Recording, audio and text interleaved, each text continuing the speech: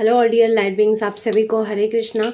और इस वीडियो में मैं बात करूंगी जो सर्वपितृ अमावस्या आ रही है तो उस दिन क्या करना चाहिए। तो फर्स्ट ऑफ ऑल सर्वपितृ अमावस्या बहुत ज़्यादा इम्पॉर्टेंट है एंसेस्टर्स के हीलिंग को लेके या फिर एंसेस्टर्स के ब्लेसिंग्स पाने के लिए, उनके लिए प्रेयर करने के लिए। तो बहुत ही इम्पॉर्टेंट दिन है ये सर्वपितृ अमावस्या। तो इस दिन कुछ चीज़ें मैं आपको छोटी छोटी बताऊंगी, तो आपसे जितना पॉसिबल हो पाए उतना करें। अगर कुछ नहीं हो पा रहा है तो प्रेयर तो ज़रूर करें।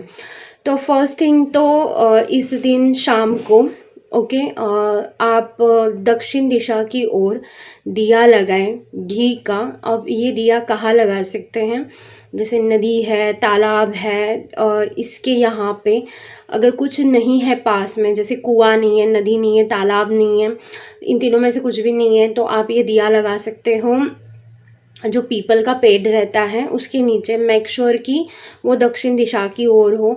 अगर वहाँ पे भी मतलब पीपल का पेड़ भी नहीं है, आप बहुत ज़्यादा मेट्रो सिटी में रहते हो, आजू बाजू में कुछ नहीं है, तो जो भगवान शिव जी का मंदिर होता है मोस्टली वहाँ पे बेल का पेड़ होता है, तो जो बेल का पेड़ है उसके नीचे आप लगा सकते हो। वो भी नहीं है तो घर का जो आंगन रहेगा, तो घर के आंगन में आप दक्षिण दिशा की ओर ये दिया लगा सकते हैं।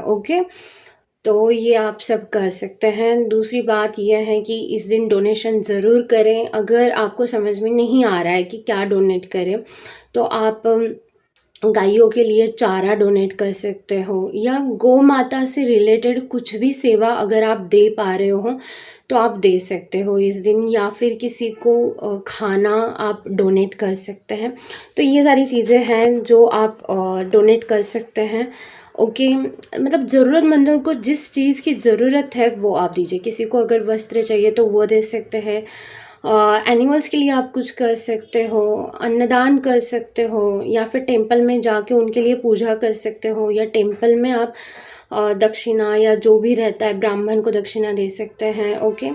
तो ये सारी चीज़ें आप इस दिन कर सकते हैं।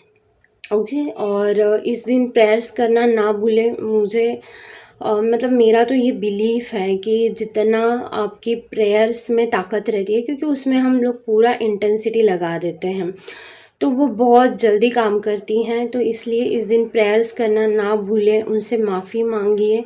उनको माफ़ कीजिए, क्योंकि बहुत बार ऐसे होता है ना, हम जाने अनजाने में कुछ चीज़ों के लिए हम लोग हमारे जो पूर्वज हैं या जो हमारे पेरेंट्स हैं उनको कोसते हैं, ब्लेम करते हैं, इनकी वजह से हुआ, नाना नानी की वजह से हुआ, या फिर अभी वो इस दुनिया में नहीं है, हाँ तो ये ऐसे थे तो ये हमारे घर में ऐसे ही चलता आ रहा है। चाहे फिर कोई डिसीज़ हो, चाहे कुछ भी हो, तो ये जाने अनजाने में हमसे होता है। तो माफ़ी मांगना बहुत इम्पोर्टेंट है, क्योंकि देखिए हम सब चुन के आते हैं यहाँ पे, हमने ही चुनी है कौन सी फैमिली में आना है, कौन से पेरेंट्स रहेंगे, तो ये सारी चीज़ें हैं।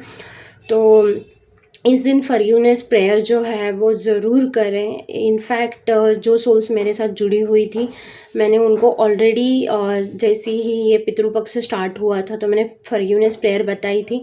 उसमें मैंने वो कैसे प्रेयर करनी है वो समझाई भी थी।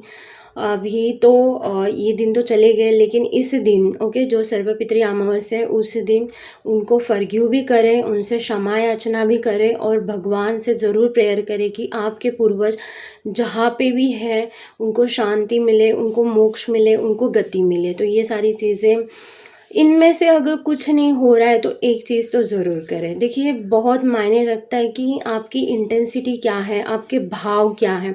अगर आज आप कुछ भी चीज़ें डोनेट कर रहे हो और उसमें अगर कहीं ना कहीं एक सेल्फिशनेस है किसी को दिखाने के लिए, या फिर देखो मैंने डोनेट किया है, ये अगर भाव है तो सच्ची में वो चीज़ वैसे वर्क नहीं करती।